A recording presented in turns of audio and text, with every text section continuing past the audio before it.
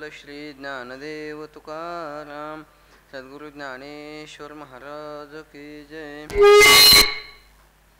ओम नारायणं पद्मभवं वसिष्ठं शक्तिंच तत्पुत्र पराशरंच व्यासं शुकं गौडपदं महान्तं गोविंद योगेन्द्रमथास्य शिष्यं श्रीशंकराचार्यमथास्य पद्म पादंच हस्तामलकंच शिष्यं तं त्रोटकं वार्तिककारमन्यान् अस्मद्गुरून् सन्ततमानतोऽस्मि. श्रुतिस्मृतिपुराणानामालयं करुणालयं नमामि भगवत्पादं शङ्करं लोकशङ्करं. शङ्करं शङ्कराचार्यं केशवं बादरायणं सूत्रभाष्यकृतौ वन्दे भगवन्तौ पुनः पुनः. ईश्वरो गुरुरात्मेति मूर्तिभेदविभागिने व्योमवद्व्याप्तदेहाय दक्षिणामूर्तये नमः. अस्ति भाति प्रियसिन्धु मे नामरूप जंजाल लकितव्यात्मस्वरूप निदवैर तत्काल निहाय. आदिनाथ समारंभान श्री ज्ञानराज मध्यमान अस्मदाचार्य पर्यंताम वंदे गुरुपरंपराम. ज्ञानेशं नामदेवंच एकनाथं तथैव च तुकारामं तथा वंदे वारकरी परंपराम. आदिनाथंच मत्स्येन्द्रं गोरक्षं गहिणीं तथा निवृत्त्यं ज्ञानदेवंच जोगं वंदे मुहुर्मुहुः.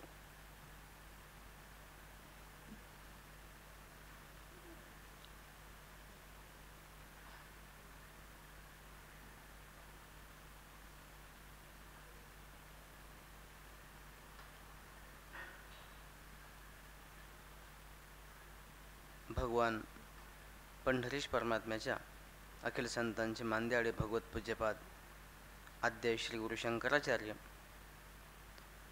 आणि पंडित निश्चलदासजींच्या या कृपाशीर्वादाने आपला हे वृत्ती प्रभाकर नावाच्या ग्रंथाचं चालू असलेलं चिंतन, त्यामध्ये कालपर्यंत आपण सत्ख्यातीवाद्याचं खंडन करीत असताना सत्ख्यातीमध्ये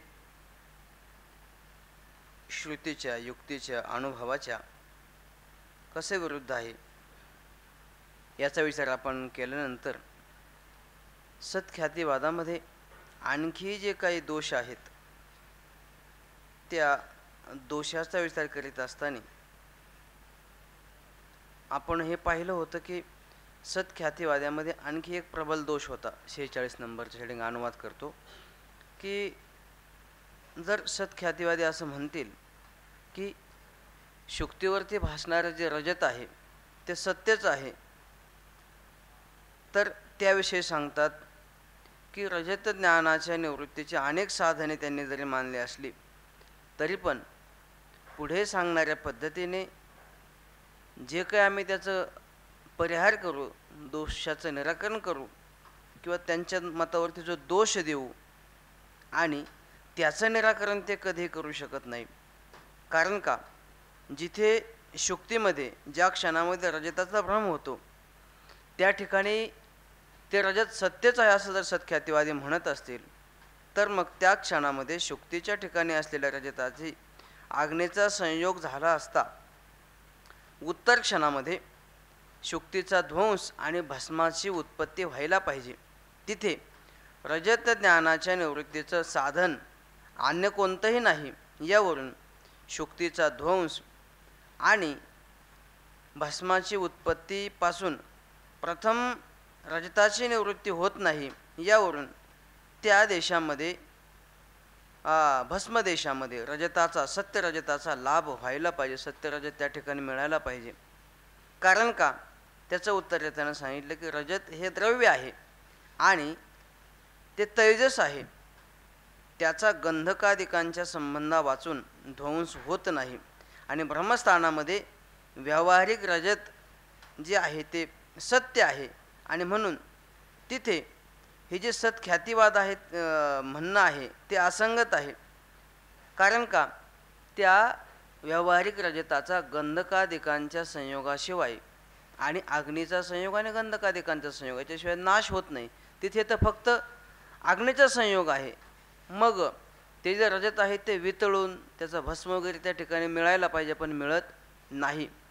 पण दुसरा दोष दिला की सत्य पदार्थ हा जागेचा अवरोध करतो, सत्य पदार्थ हा जागा अडवतो.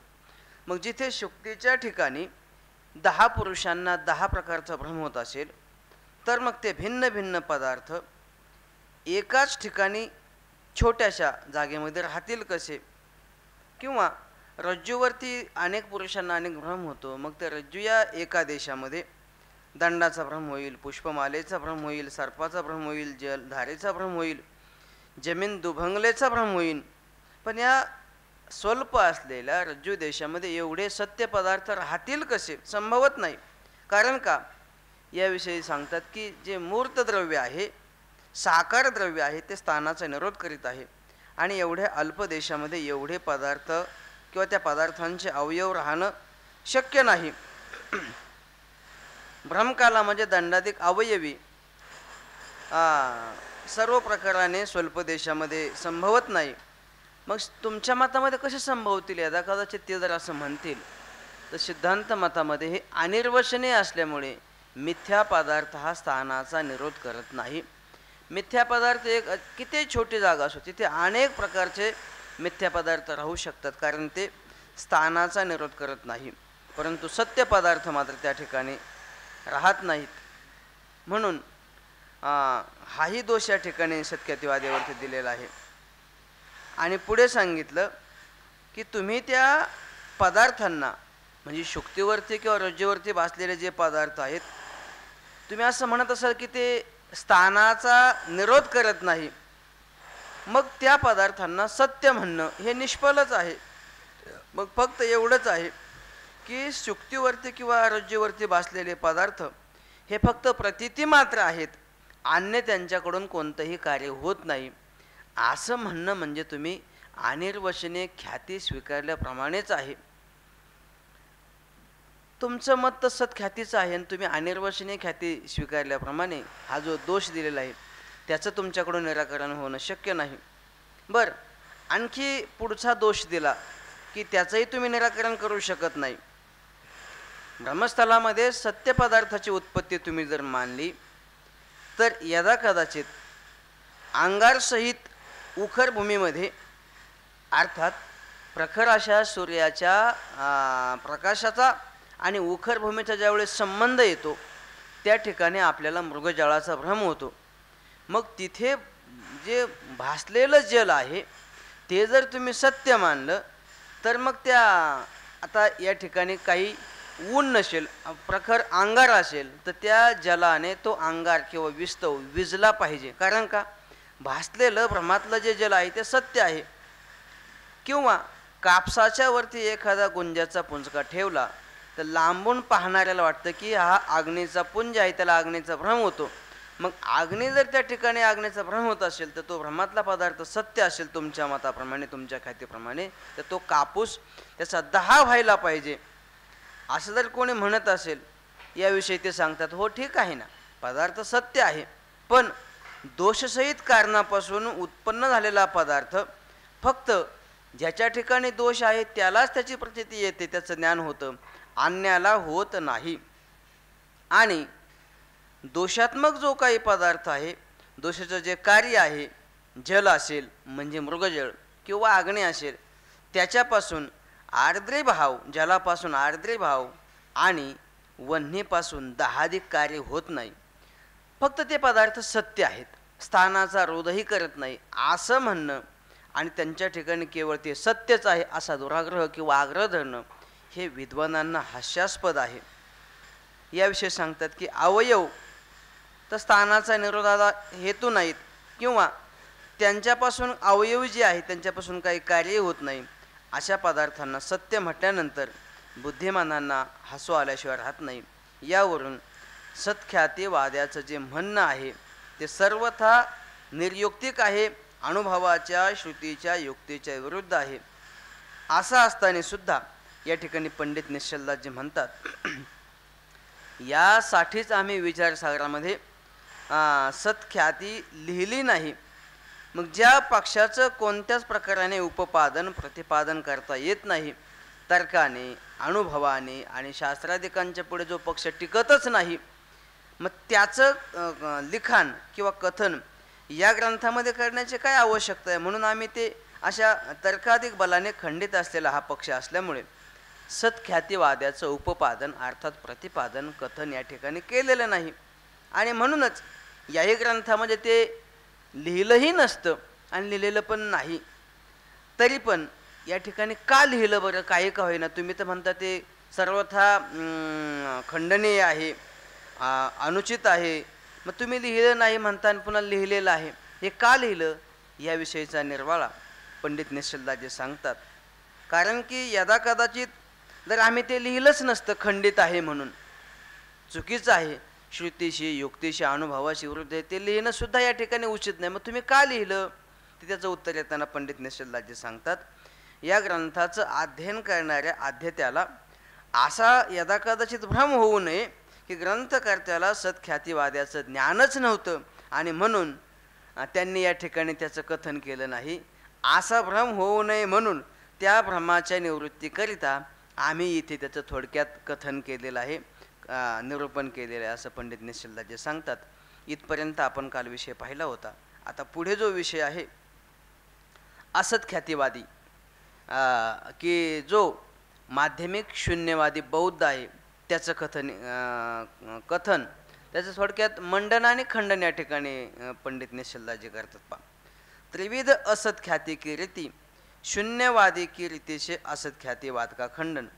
त्रिविध जी असत्ख्याती आहे, 3 प्रकारची असत्ख्याती आहे की आपल्याला फक्त एकच माहिती असत्ख्याती. कोणाची असत्ख्याती? हां, तर ही बौद्धांची असत्ख्याती आहे. तर याच्यामध्ये 3 जे असत्ख्यातीवादी आहेत त्यांची रीती आणि शून्यवादी जो बौद्ध आहे तर त्याच्या रीतीने असत्ख्यातीवादाचं या ठिकाणी खंडन करतात. तैसे जशी ही सत्ख्याती खंडनीय आहे तशी असत्ख्यातीसुद्धा खंडनीय आहे. तिचं अगोदर प्रतिपादन करतात की तैसे असत्ख्यातीवाद भी सर्वथा युक्ति अनुभव शून्य है, निराकरण विना भी किसी की बुद्धि में आरूढ़ होवे नहीं. याते निराकरण विना भी किसी की निराकरण विना भी किसी की बुद्धि में आरूढ़ होवे नहीं, याते निराकरणीय नहीं. तथापि असत्ख्यातिवादी वेद मार्ग का प्रतिद्वंद्वी प्रसिद्ध है और सूत्रन से ताके मत का खंडन कया है, याते खंडनीय है. असत्ख्याती सगळ्यात आपला जवळचा प्रतिद्वंद्वी आहे. कारण की आपण जे जे सिद्धांत मांडू त्याचे हा विपरीत कथन करीत आहे. वेदांताने जर म्हटलं ना की जगन मिथ्या आहे, हा उलट सांगणार, जगत सत्यच आहे. आणि म्हटलं की आता वेदांती म्हटले जगन मिथ्या ब्रह्मसत्य, हा म्हणतो ब्रह्माचा अनुभवच येत नाही, ब्रह्मसत्य कसं म्हणता तुम्ही? अहो ब्रह्माचा अनुभवच नाही. त्याचे सगळे सिद्धांत सिद्धांताचे विरुद्ध आहेत. हा सिद्धांताचा प्रतिद्वंद्वी असल्यामुळे त्याचं निराकरण आवश्यक करणे आहे.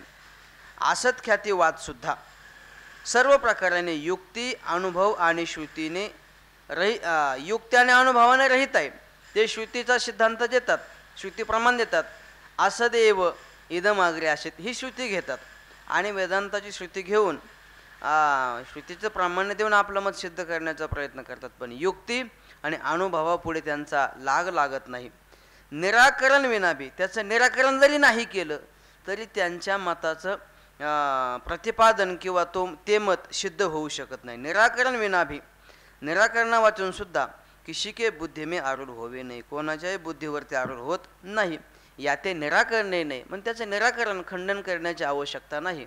माऊलींनी तर त्याच्यावर एवढा जोरदार प्रहार केलेला आहे की माऊली म्हणतात शून्य सिद्धांत बोधू कवणे सत्ता होय सिद्धू नसता हा अपवादू वस्तू शिगा. शून्य म्हणायचं आणि शून्य म्हणजे काय, काहीच नाही. मग हे कळलं कोणाला?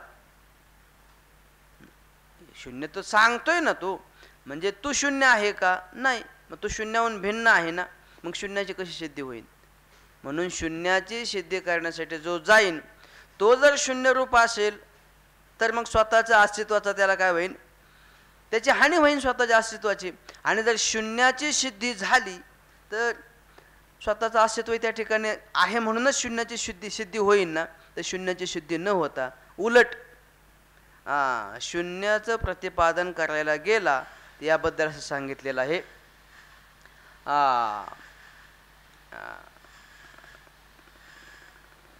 आता एक ती म्हण आहे, ते पण हिंदी मत आहे पंडित निषलदांचं, उसका मूलही नष्ट होवे वृद्धी वांछा करे ताका मूलही नष्ट होवे.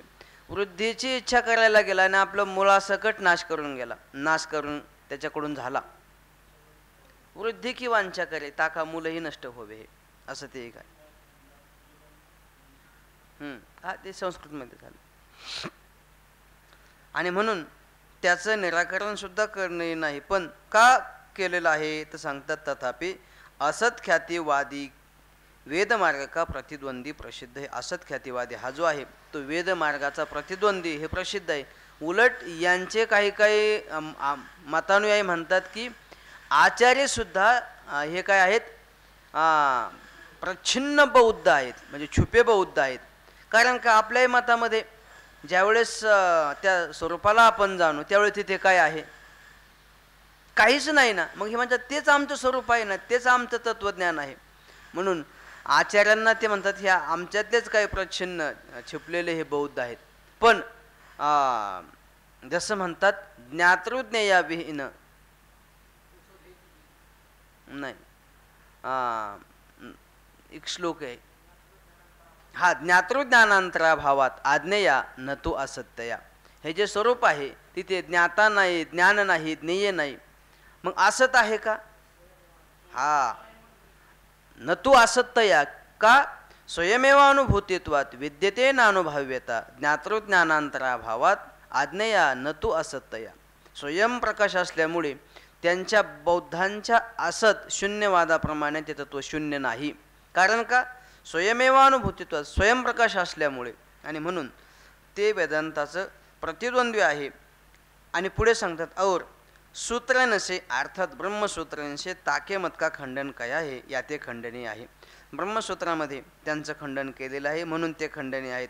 असत ख्यातीवादी दो है, एक तो शून्यवादी नास्तिक असत ख्याति माने है, तिसके मत में तो सारे पदार्थ असत रूप है, याते शुक्ति में रजत भी असत है. शून्यवादी के मत में तो असत अधिष्ठान में रजत असत है, याते निरधिष्ठान भ्रम है. तैसे ज्ञाता ज्ञान भी असत है. या मत का खंडन शारीरक के द्वितीय अध्याय के तर्कपाद में विस्तार से कराया है और अनुभव विरुद्ध है. काहे ते शून्यवाद में सर्व स्थान में शून्य है, याते किसी का व्यवहार प्रसिद्ध नहीं होया चाहिए. और शून्य से व्यवहार होवे तो जल का प्रयोजन अग्नि से, अग्नि का प्रयोजन जल से होया चाहिए. अग्नि जल तो सत्य व मिथ्या कहू है नहीं, केवल शून्य तत्व है, सो सारे एक रस है, तामे कोई विशेष नहीं. जो शून्य में विशेष माने तो शून्यवादी की हानि होवेगी. काहे ते वह विशेष ही शून्य से भिन्न है.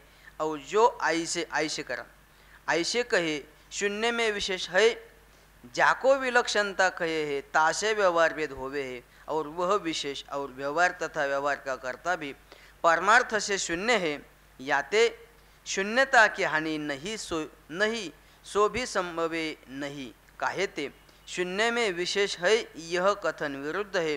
विशेष वाला कहे तो शून्यता की हानि होवे है, और शून्य कहे तो विशेषवत्ता की हानि थे व्यवहार भेद का असंभव है.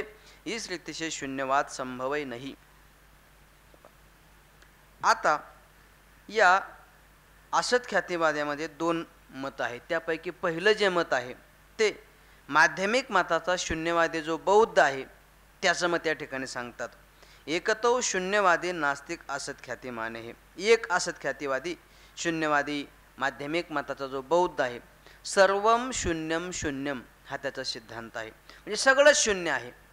मग सगळंच शून्य असेल तर त्याच्या मतामध्ये तिसके मत में तो सारे पदार्थ असत रूप है. त्याच्या मतामध्ये सगळेच पदार्थ असत आहेत. यावरून याते शुक्तिमेय रजत भी असत है. मग शुक्तीवरती भासलेलं रजत, अहो शुक्तीचं असत आहे तर रजत सत्य कुठून होईल? सगळेच पदार्थ जर असत असेल तर शुक्तीवर भासलेलं रजत सत्य असेल का? नाही. याचं कारण एवढंच आहे की सत्ख्यातिवाद्यानंतर यांचं म्हणणं दिलं की हे आम्ही तुझं रजत असत हे सांगण्याची आवश्यकता नाही. जो नास्तिक आहे तो सुद्धा सांगन की तुझं जे रजत आहे शुक्तीवरची भासलेलं ते नाहीच. हे कोण सांगन? शून्यवादी सुद्धा सांगेन. त्याला वेदांताने सांगण्याची काय आवश्यकता आहे? शून्यवादीच्या मतामध्ये शुक्तीवरती भासलेलं रजतच असत आहे एवढंच नाही तर शून्यवादी के मत में तो असत अधिष्ठान में रजत असत है याते निरधिष्ठान भ्रम है. अहो ते रजत असत आहे एवढंच नाही, ज्याच्यावरती ते भासत आहे ती शुक्तीसुद्धा असत आहे. मग शुक्ती जर असत असेल तर वेदांताचा सिद्धांत आहे की निरधिष्ठान भ्रम होत नाही. पण त्यांच्या मतामध्ये होतो, कारण ते प्रतिद्वंद्वी आहेत, विरुद्ध आहेत. तो असत अधिष्ठान में रजत असत आहे. असत असलेल्या शुक्तीच्या ठिकाणी भासलेलं रजत ते असत आहे. या ते निर्धिष्ठान भ्रम होवे हे. मग त्यांच्या मतामध्ये अधिष्ठान रहित, कारण अधिष्ठानच असत आहे तर मग तिथे भ्रम कसा होतो? तो होतो त्यांच्या मतामध्ये. तैसे ज्ञाता ज्ञान भी असत आहे. बरं, ज्याच्या ठिकाणी भ्रम होतो, ज्याचा भ्रम होतो हे दोन्ही असत आहेत एवढंच नाही, ज्याला भ्रम होतो तो ज्ञाता सुद्धा असत आहे. तैसे ज्ञाता आणि होणारे ज्ञान सुद्धा काय आहे? असतच आहे. या मत का खंडन शारीरक के द्वितीय अध्याय के तर्कपाद में विस्तार से करा है. या मताचं खंडन शारीरिक अर्थात ब्रह्मसूत्र भाष्याच्या द्वितीय अध्यायाच्या तर्कपादामध्ये म्हणजे जो अविरोध अध्याय आहे दुसरा, त्याच्या तर्कपादामध्ये विस्ताराने केलेला आहे. और अनुभव विरुद्ध आहे. आता ते तर विस्ताराने केलेलं आहे ते ज्याको जिज्ञासा होवे ताहीने वा देख लेवे. आता इथे फक्त आम्ही एक युक्ती आणि अनुभवाने कसे विरुद्ध आहे तेवढे या ठिकाणी सांगतो. और अनुभव विरुद्ध आहे, हे अनुभवाच्या विरुद्ध आहे. का आहे ते? कारण की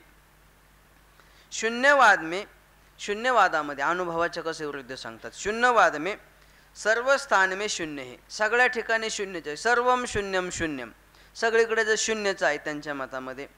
याते किसी का व्यवहार प्रसिद्ध नहीं होया चाहिए. मग याच्या अनुभवाच्या काय विरुद्ध येतं की जगत अंधे नावाचा प्रसंग येईल. कारण का? कोणताच व्यवहार होणार नाही. कारण का? सर्वम शून्यम शून्यम, याते किसी का भी व्यवहार होवे नाही. कोणताच आणि कोणाचाही व्यवहार होणार नाही. पण सगळे व्यवहार त्याचे तर चाललेत ना, आपलं जाऊ द्या. जो शून्य मानतो त्याचे व्यवहार व्यवस्थित चाललेले आहेत. मग शून्यताचे सिद्धांत सिद्ध होईल का? नाही. और शून्य से व्यवहार होवे. आता व्यवहार तर चालू आहेत आणि तू तर शून्य मानलेले, शून्याने ते व्यवहार होत नाही. आता तुष्य तू दुर्जन्यायाने सांगतात, किंवा उष्ट्रलकोटिका नाही ज्याला म्हणतात शास्त्रामध्ये. उंटाचा जो चालक आहे, जसं त्याला आपण ड्रायव्हर म्हणतो गाडीचा, तसा ज्यावेळेस उंट चालत नसेल तर उंटावरती लादलेली जी लाकड त्यापैकी एक लाकूड घेतो आणि त्याच लाकडाने उंटाला मारतो आणि त्याला चालायला लावतो. तसं त्याचा सिद्धांत घेतला काय? सर्वम शून्यम शून्यम. हा मानला आम्ही तुष्यतु दुर्जन्यायाने सगळं शून्य आहे. मग शून्यशे व्यवहार होवे, शून्याने जर व्यवहार होतो. आमचं तर मत आहे की शून्यामध्ये कोणता व्यवहार होत नाही. तुझ्या मताप्रमाणे जर मानला शून्यामध्ये व्यवहार होतो तर मग जलाचं प्रयोजन काय आहे? अग्नीचं प्रयोजन काहीच नाही. तव म्हणजे तर जल का प्रयोजन अग्नि से और अग्नि का प्रयोजन जल से होया चाहिए. कारण सर्वम शून्यम शून्यम, जलाचं जे प्रयोजन आहे, काय प्रयोजन आहे? तृषेची निवृत्ती. तर ती अग्नीने सुद्धा व्हायला पाहिजे. कारण का? पदार्थच नाही ना. किंवा जलाचं प्रयोजन काय आहे? काही स्वयंपाक वगैरे बनवणं, तर ते पाण्याने व्हायला पाहिजे. पण असं होतं का? नाही ना. ते पदार्थ मानलेलेच आहेत ना, व्हायला पाहिजे. अग्नी जल तो सत्य वा मिथ्या कहू है नाही. मग अग्नी आणि जल हे सत्य अथवा मिथ्या. अहो त्यांच्या मतामध्ये मिथ्या काही नाहीच. मिथ्या असे तरी काय का व्हायना कुठंतरी त्याचं मिथ्याकार्य झालं असतं, पण सत्य तर नाहीच नाही, पण मिथ्यासुद्धा त्यांनी मानले नाहीच. पदार्थ शून्यच म्हणजे सगळ्यांचा अभावच मानलेला आहे. अग्नी जल तव सत्य वा मिथ्या कहू, हे नाही त्यांच्या मतामध्ये सत्य नाही आणि मिथ्या नाही, असतच आहे. केवळ शून्य तत्वच आहे, फक्त शून्यच आहे. सो सारे एक रस है तामे कोई विशेष नाही. एक रस सबराभर ठोस शून्य शून्य आहे, त्याच्यामध्ये दुसरं विशेष यत्किंचितही नाही, असं त्यांनी ते शून्य मानलेलं आहे. जो शून्य में विशेष माने तो शून्यवाद की हानी होवेगी. आणि जर या व्यवहाराच्या संगतीसाठी यदा कदाचित तुम्ही शून्यामध्ये काही विशेष मानाल आणि त्या विशेषाच्याद्वारे व्यवहाराची संगती होईल, तर मग त्या शून्याची सिद्धी नाही होणार, शून्याची हानी होईल.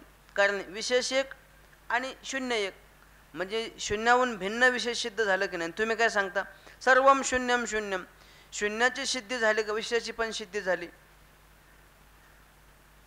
पुन्हा ऐका बरं का, विशेष पदार्थ जर मानला, शून्याची सिद्धी झाली का शून्याची हानी झाली का विशेषाची सिद्धी झाली.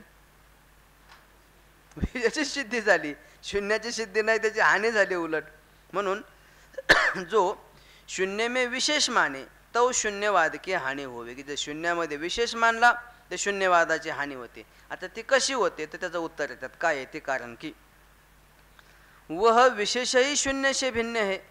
आणि मग तो जर विशेष मानला तुम्ही व्यवहाराच्या संगतीसाठी, तर तो विशेषच शून्याहून काय आहे, भिन्न आहे. और जो ऐसे कहे शून्य में विशेष है, शून्याहून विशेष भिन्न आहे असं म्हटलं तर शून्याची हानी होते. मग त्याने काय सांगितलं, जो जर असं म्हणतील काय शून्य में ही विशेष है, शून्याहून भिन्न विशेष नाही, काय सांगितलं, शून्यामध्येच विशेष आहे, भिन्न विशेष नाही. ज्याको विलक्षणता कहे, की ज्याला विशेष म्हणण्याच्या ऐवजी ते काय म्हणतात, ही विलक्षणता आहे. आणि ती विलक्षणता कुठे आहे, शून्यामध्ये आहे. ताशे व्यवहार भेद होवे हे. आणि त्या विलक्षणतेमुळे हा व्यवहाराचा सगळा जो भेद आहे किंवा हा सगळा व्यवहार होतो, हे जल वेगळं, हा अग्नी वेगळा, आणि सगळा व्यवहार होतो. विशेष पदार्थ नाही मानला, विलक्षण मानला. आणि तो कुठे मानला, शून्याहून भिन्न नाही, शून्यामध्येच विलक्षणता मानली, आणि त्याच्यामुळे हे सगळे भेदाचे व्यवहार होतात असं मानलं. और वह विशेष और व्यवहार तथा व्यवहार का करता भी परमार्थ से शून्य है. आता बघा, तो विशेष आणि त्याच्यामुळे होणारा व्यवहार आणि त्या व्यवहाराचा करता सुद्धा पारमार्थिक शून्य आहे. म्हणजे हे काहीच नाही पण हे सगळं होत आहे असं म्हणणं म्हणजे ही वदोतो व्याघात नावाच्या दोषाने युक्त आहे. सगळं शून्य म्हणायचं, भिन्न विशेषही मानायचं, म्हणजे विशेषही मानून व्यवहारही संगती सांगायची, सगळा व्यवहार जिथल्या तिथे होतो, त्याचा करता पण मानायचा, पण तो पारमार्थिक नाही, मिथ्या आहे, शून्य आहे. हे सगळं म्हणणं कसं आहे की मम माता वंध्या ब्रह्मचारीचे मे पिता मम मुखे जिव्हा नास्ती, या म्हणण्याप्रमाणे वदोतो व्याघात नावाच्या दोषाने हे त्यांचं म्हणणं युक्त आहे.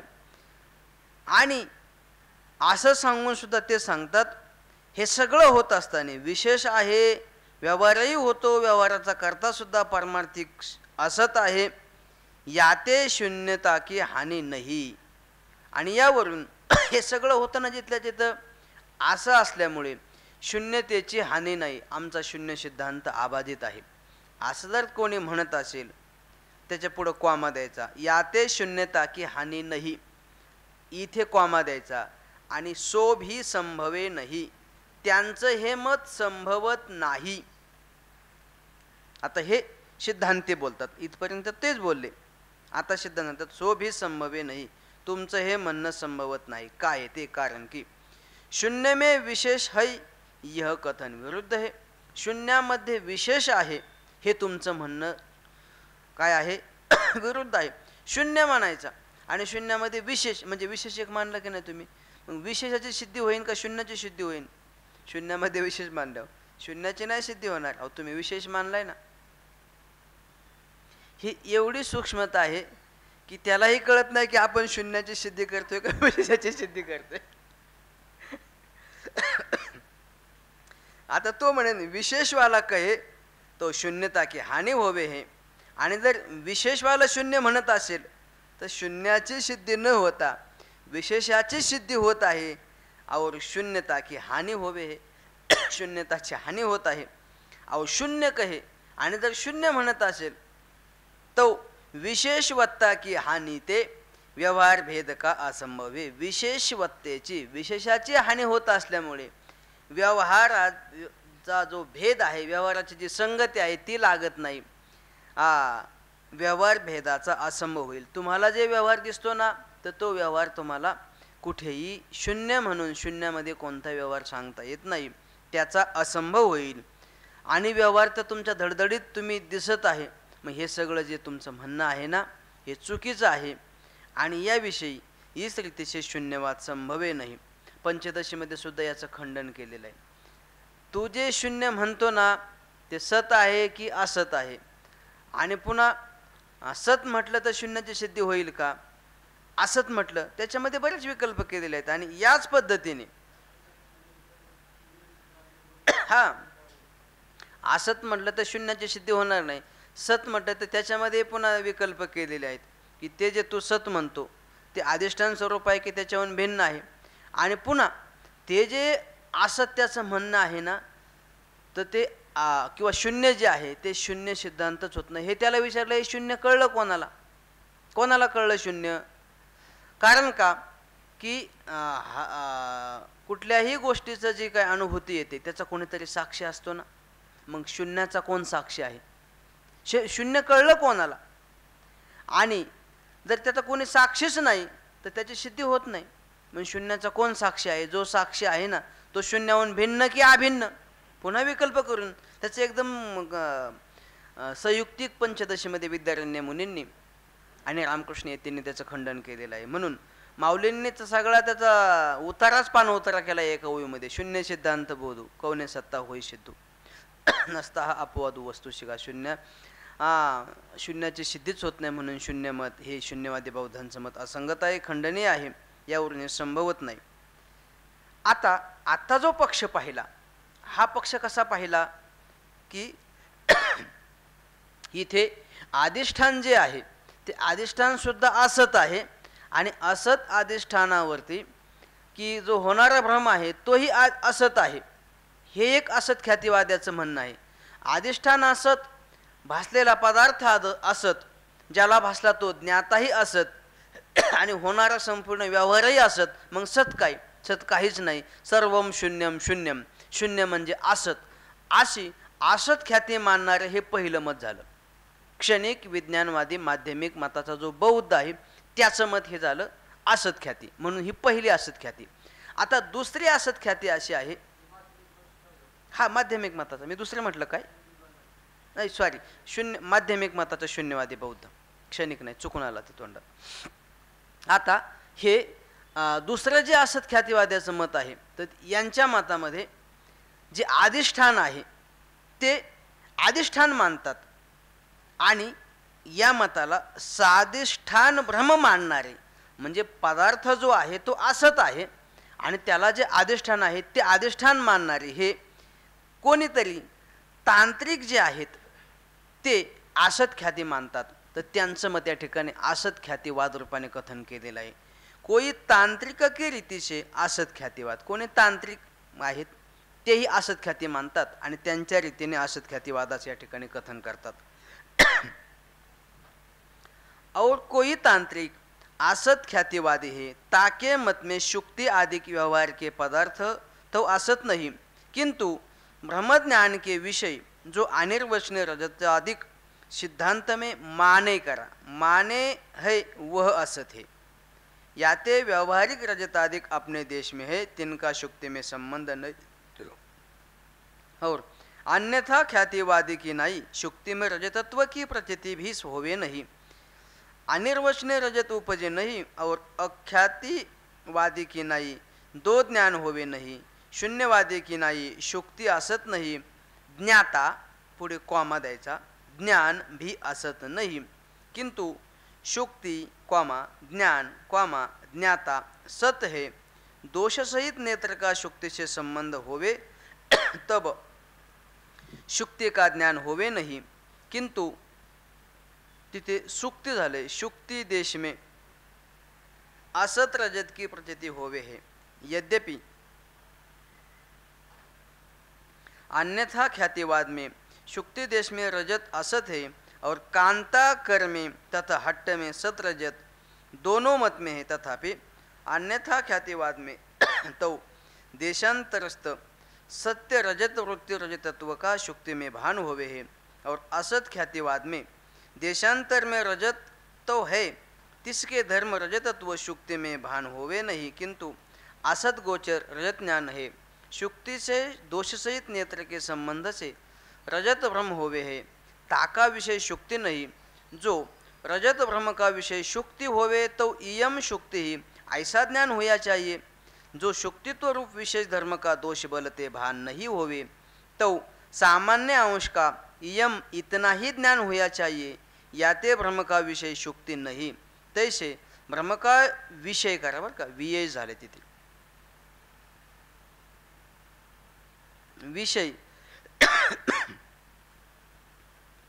रजत भी नहीं, काहे पूर्ववर्ती देश में तो रजत है ही नहीं और देशांतर में रजत है, ताशे नेत्र का संबंध नहीं, पुढे नहीं लिहायचं, ताशे नेत्र का संबंध नहीं।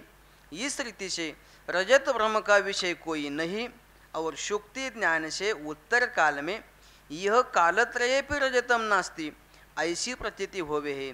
याते रजत भ्रम निर्विषयक होने ते असत गोचर कहिए है, असत गोचर ज्ञान को ही असत ख्याती कहे है। किती सविस्तर सांगितले, बरोबर वाटतं की नाही हे सगळं? आता कोणी तांत्रिकाचं मत आहे, ते सांगतात की त्यांच्या मतामध्ये असत ख्यातीचं कथन केलेलं आहे। ताके मत में, त्या तांत्रिक मतामध्ये शुक्ती अधिक व्यावहारिक पदार्थ तो असत नाही। शुक्ती अधिक हे जे पदार्थ आहेत, रज्जू शुक्ती, हे पदार्थ असत नाहीत, हे सत्य आहेत। मग असत काय आहे? किंतु ब्रह्मज्ञान के विषय जो अनिर्वचनीय रजताधिक सिद्धांत में माने है वह असत है।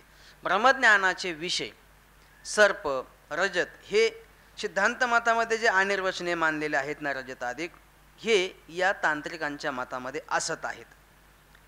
यावरून व्यावहारिक रजताधिक अपने देश में है, तिनका शुक्ति में संबंध नहीं। व्यावहारिक जे रजताधिक आहेत ते आपल्या आपल्या देशामध्ये सत्य आहेत, ते काय मिथ्या नाहीत। आणि त्यांचा या सत्ख्यातीवाद्याने सांगितलं ना, ते बाजारातलं इथे दिसत आहे, तसं ते व्यावहारिक आपल्या आपल्याच ठिकाणी तसेच आहेत आणि त्यांचा संबंध शुक्तीमध्ये नाही। म्हणजे अन्याची अन्यथा ख्याती जशी तिथलचं इथं भासतं ना, तसं अन्यथा ख्याती पण यांच्या मतामध्ये नाही। म्हणजे व्यावहारिक रजताधिक जे आपल्या देशामध्ये दुकानामध्ये बाजारामध्ये कुठे असतील त्यांचा शुक्तीमध्ये संबंध नाही और अन्यथा ख्यातिवादी की नाही। आणि अन्यथा ख्यातिवाद्याच्या प्रमाणे शुक्ती में रजतत्व की प्रतीति भी होवे नाही।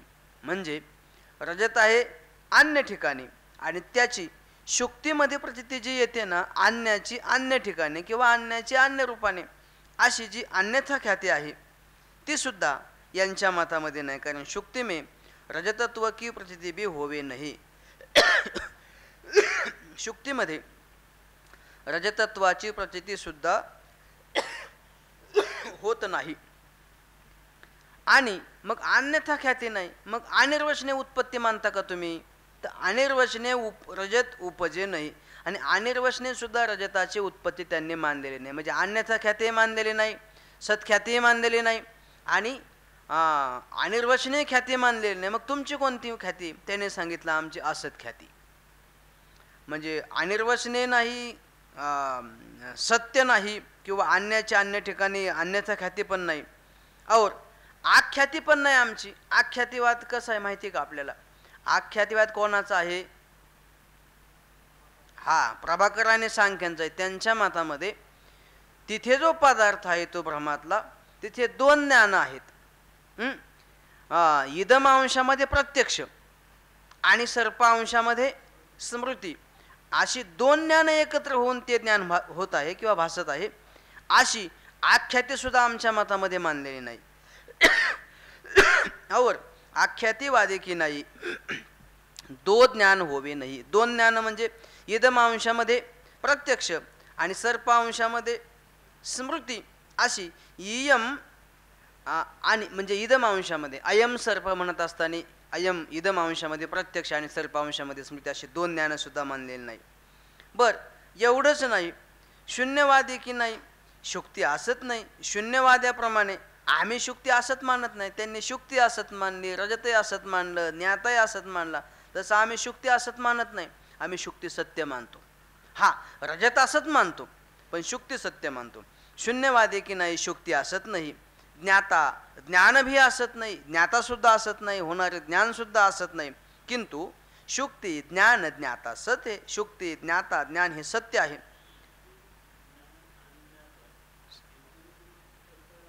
हा दिलं सांगितलं ना मगाशी. आता मागचं वाचतो. शून्यवादी की नाही शुक्ती असत नाही, एवढंच नाही, ज्ञाता तिथे कॉमा द्यायचा, ज्ञान भी असत नाही. म्हणजे शुक्ती असत नाही, ज्ञाता असत नाही, ज्ञानसुद्धा असत नाही. मग तेच पुढे सांगतात किंतु शुक्ती ज्ञान कॉमा, या शुक्तीच्या पुढे कॉमा, ज्ञानाच्या पुढे कॉमा आणि ज्ञान सथे असत नाही म्हणजे सथे. दोषसहित नेत्र का शुक्तीशी संबंध होवे तब शुक्ती का ज्ञान होवे नाही. आणि दोषसहित नेत्राचा शुक्तीशी संबंध जेव्हा होतो तेव्हा शुक्तीचं ज्ञान होत नाही. मग काय होतं तर सांगतात किंतु शुक्ती देश में असत रजत की प्रतीती होवे हे. शुक्तीचं ज्ञान न होता शुक्तीच्या ठिकाणी असत रजताचं ज्ञान होतं. आता यद्यपि अन्यथा ख्यातिवाद में शुक्ती देश में रजत असत है. आता अन्यथा ख्यातिवाद्यामध्ये त्यांच्या मतामध्ये शुक्ती देशामध्ये रजत असत आहे आणि मग सत्य कुठं आहे ते सांगतात ते बाजारामध्ये किंवा कांताकर्मे. हे कांताकर काय आहे दत्ता महाराज? हा तुम्हाला मुद्दाम विचारलं. कांताकर म्हणजे पत्नीच्या हातामध्ये असलेलं जे काही रजत आहे.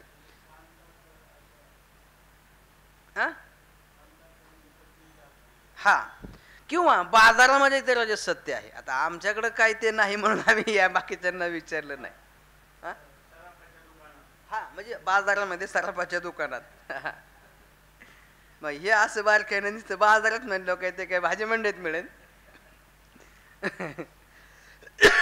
कांताकर में तथा हट्ट में जवाहरी के दुकान में रजत सत्य है, सत रजत दोनों मत में है. दोन्ही मतामध्ये म्हणजे अन्यथा ख्यातिवादाच्या मतामध्ये आहे, त्याच्यामध्ये अन्याच्या अन्य ठिकाणी आणि अन्याच्या अन्य रूपाने त्या दोन्ही मतामध्ये त्या ठिकाणी सत्य रजत आहे. तथापि असं असलं तरी सुद्धा अन्यथा ख्यातिवाद में तो देशांतरस्थ सत्य रजत वृत्ती रजतत्व का शुक्ती में भान होवे. त्यांच्या मतामध्ये असं आहे की त्या अन्यथा ख्यातिवाद में तो अन्यथा ख्यातिवादामध्ये तर देशांतरस्थ अन्य देशामध्ये असलेलं स्थित असलेलं पत्नीच्या हातामध्ये किंवा त्या सोनाराच्या दुकानामध्ये असलेलं जे काही सत्य रजत आहे आणि त्या सत्य रजताच्या ठिकाणी जो राहणारा धर्म रजतत्व त्याचं ज्ञान शुक्तीमध्ये होत आहे किंवा त्याचं भान शुक्तीमध्ये होत आहे. और असत ख्यातिवाद में देशांतर में रजत तो है. और नाही खाली गेलो आता मी पार ते वरचं झालं की सगळं. तथापि ते वाचलं अर्जुन त्यावेळी मागाचे होता, आता पुढे गेलो मी. तथापि अन्यथा ख्यातिवाद में तो देशांतरस्थ सत्य रजताच्या ठिकाणी असलेलं रजतत्व शुक्तीमध्ये त्याचं भान होत आहे. और आता पुढे असत ख्यातिवाद में, आता असत ख्यातिवादामध्ये देशांतर में रजत तो है तिसके धर्म रजतत्व का शुक्ती में भान होवे नाही. असत ख्यातिवादामध्ये देशांतरामध्ये रजत तर आहे या मतामध्ये, तिसके धर्म रजतत्व शुक्ती में भान होवे नाही. आणि मग ते अन्य देशामध्ये असलेल्या रजतत्वाचा जो काही रजतत्व हा धर्म आहे तो शुक्तीमध्ये भासत नाही. मग काय होतं किंतु असत गोचर रजत ज्ञान होवे हे. असताला विषय करणारं रजताचं ज्ञान होत आहे आणि शुक्तीचं ज्ञान होत नाही. शुक्तीचं ज्ञान न झाल्यामुळे असताला विषय करणाऱ्या रजताचं ज्ञान होत आहे. आहे ना पुढं ज्ञान हे, तिथे ज्ञान आहे, आहे म्हणजे होवे हे. शुक्तीशी दोषसहित नेत्र के संबंध ते रजत भ्रम होवे हे. आणि शुक्तीशी दोषसहित नेत्राच्या संबंधापासून रजताचा भ्रम होतो, ताकाविषयी शुक्ती नाही. आता शुक्ती सत्य आहे. मग ज्या ठिकाणी शुक्तीशी सदोष नेत्र इंद्रियाचा संबंध होईल आणि रजताचा भ्रम होईल, मग त्या भ्रमात्मक ज्ञानाचा विषय कोण असेल? शुक्ती आहे का? शुक्ती नाही. जो रजत भ्रमका विषय शुक्ती होवे. जर रजत भ्रमाचा विषय शुक्ती असेल तर भ्रमाचा आकार कसा राहील? तो इयम शुक्ती ही शुक्ती आहे असं ज्ञान व्हायला पाहिजे किंवा असा भ्रम व्हायला पाहिजे. पण असा भ्रम होतो का? नाही. इदम रजतम असा भ्रम होत आहे, इयम शुक्ती असा भ्रम होत नाही. ऐसा ज्ञान होया चाहिए पण होत नाही. जर त्या भ्रमाचा विषय रजत भ्रमाचा विषय शुक्ती असेल तर इयम शुक्ती असं ज्ञान व्हायला पाहिजे, पण तसं ज्ञान होत नाही. जो म्हणजे जर शुक्तित्व रूप विषय धर्म का दोष बलते भान नहीं होवे तो सामान्य अंश का इयम इतना ही ज्ञान होया चाहिए. जर कोणी म्हणेल शुक्तित्व रूपाने विषय धर्माचं दोषाच्या सामर्थ्यामुळे भान म्हणजे ज्ञान होत नाही आणि केवळ सामान्य रूपाचं किंवा सामान्य अंशाचं भान होतं, इयम. मग एवढंच जर सामान्य रूपाचं दोष बलामुळे जर ज्ञान होत असेल तर मग इयम एवढंच ज्ञान व्हायला पाहिजे. शुक्ती कशाला व्हायला पाहिजे? काय व्हायला ज्ञान पाहिजे? इयम किंवा आयम इदम एवढंच ज्ञान व्हायला पाहिजे. इयम इतना ही ज्ञान होया चाहिए याते भ्रम का विषय शुक्ती नाही. मग जर इयम एवढं ज्ञान झालं तर भ्रमाचा विषय शुक्ती असेल का? नाही. यावरून याते भ्रम का विषय शुक्ती नाही. बर, शुक्ती नाही म्हटल्यावर मग दुसरा पदार्थ कोणता आहे? रजत. तर तो सुद्धा भ्रमाचा विषय नाही. तैसे भ्रम का विषय रजत भी नाही, कारण भ्रमाचा विषय रजत सुद्धा नाही यांच्या मतामध्ये. ते सांगतात काय आहे ते कारण की पूर्ववर्ती देश में तो रजत है नाही. जिथे भ्रम होत आहे तिथे रजत आहे का? तिथे तर रजत नाही. रजत कुठे आहे? कांताकर किंवा सोनाराच्या दुकानामध्ये. मग तिथे असलेल्या रजताचा इथे काही संबंधच नाही. मग रजताचं ज्ञान होईल का? संबंधच नाही. बरं, पुढे पदार्थ पण नाही. पूर्ववर्ती देश में तो रजत है नहीं, पुढे समोर देशामध्ये रजत नाहीच, म्हणून त्याचंही ज्ञान होणार नाही. और देशांतर में रजत तो सत्य है लेकिन ताशे नेत्र का संबंध नाही. त्याच्याशी नेत्राचा संबंधच नाही. आणि संबंध नसताना जर ज्ञान होत असेल तर कोणाचंही कुठेही ज्ञान व्हायला पाहिजे. संबंध असेल, अहो असून ज्ञान होत नाही तर नसल्यावर कसं काय ज्ञान होईल? आणि मग संबंध त्याच्याशी नसताना ज्ञान होईलच कसं? होणारच नाही. इस रीती से रजत भ्रम का विषय कोई नाही. आता त्या ठिकाणी जो भ्रमाचे पदार्थ दोनच आहेत, एक तर शुक्ती नाही तर रजत. मग शुक्तीही नाही रजतही नाही भ्रमाचा विषय. मग आहे कोण? कोणीच नाही. कोणीच नाही याला म्हणतात असत. आणि असं आमचं असत ख्याती मत आहे. कळलं की नाही? बरोबर की नाही? हां, तर उद्या कळेल काय ते. इस रीती से रजत भ्रम का विषय कोई नहीं, अशा रीतीने रजत भ्रमाचा विषय कोणीच नाही. और शुक्ति ज्ञान से उत्तर काल में यह कालत्रय रजतम नास्ती ऐशी प्रतीती होवे हे. आणि शुक्तीचं ज्ञान झाल्यानंतर उत्तर कालामध्ये यह कालत्रयापि रजतम नसते. इथे म्हणजे शुक्तीच्या ठिकाणी तिन्ही कालामध्ये रजत नाही असं ज्ञान होतं ना. म्हणजे नाही म्हणजे असत रूपाने ज्ञान होतं ना. अहो हीच तर आमच्या असत ख्याती आहे. अभाव रूपाने असत रूपाने ज्ञान होणं ना, हीच असत ख्याती आहे. ऐशी प्रतीती होवे हे याते रजत भ्रम निर्विषेक होणे ते असत गोचर कये. यावरून रजताचा जो भ्रम आहे तो निर्विषेक आहे, त्याला विशेष नाही. शुक्ती नाही, रजत नाही, मग निर्विषेक असल्यामुळे असत गोचर कये. त्याला आम्ही असत गोचर तो भ्रम आहे. आणि असत गोचर ज्ञान कोही असत ख्याती कही. आणि ते असताला विषय करणारे जे ज्ञान आहे त्यालाच आम्ही असत ख्याती म्हणतो, असं तांत्रिकाचं मत आहे. आणि हे असत ख्यातीवाद्याचं मतसुद्धा असंगत आहे. याचा विचार आपण उद्या करूया. पुंडलिक वरद हरी विठ्ठल श्री ज्ञानदेव तुकार माऊली ज्ञानेश्वर महाराज जगद्गुरु तुकाराम महाराज की जय. सद्गुरु जोग महाराज की जय. अंतरीची ज्योते प्रकाशली दीप्ते अंतरीची ज्योती प्रकाशली दीप्ते अंतरीची ज्योती प्रकाशली दीप्ते अंतरीची ज्योती प्रकाशली जो दीप्ती मुळीची जे होती आच्छादिली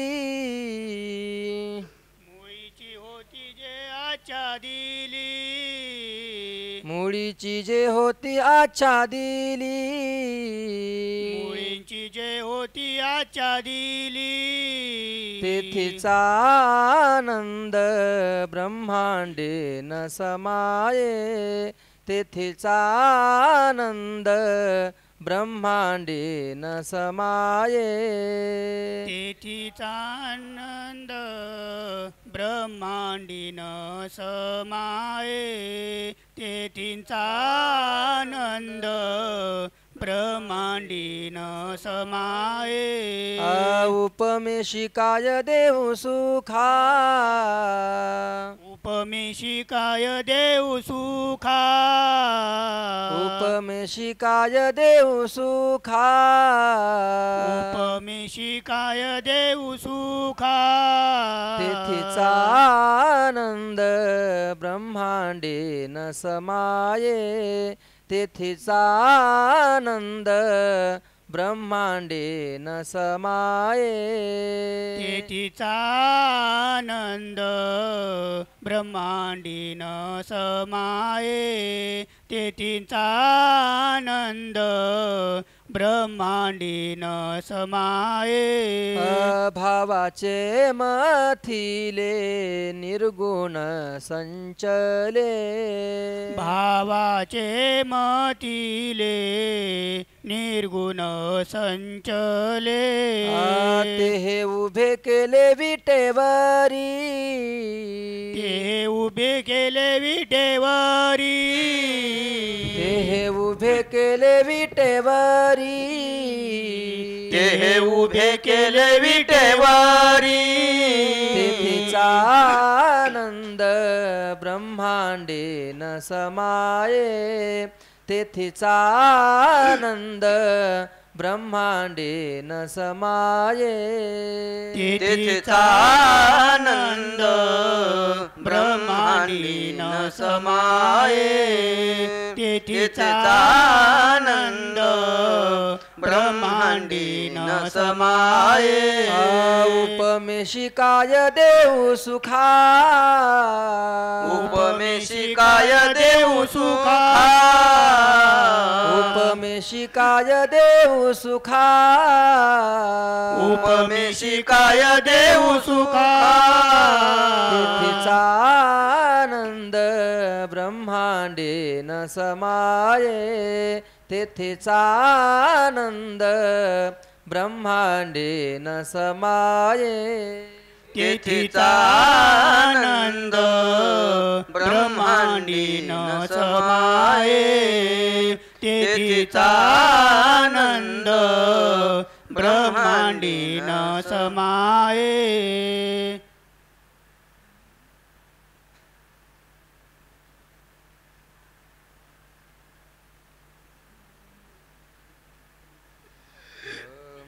तुका म्हणे आम्हा ब्रह्मांड पंढरी तुका म्हणे आम्हा ब्रह्मांड पंढरी तुका म्हणे आम्हा ब्रह्मांड पंढरी तुका म्हणे आम्हा ब्रह्मांड पंढरी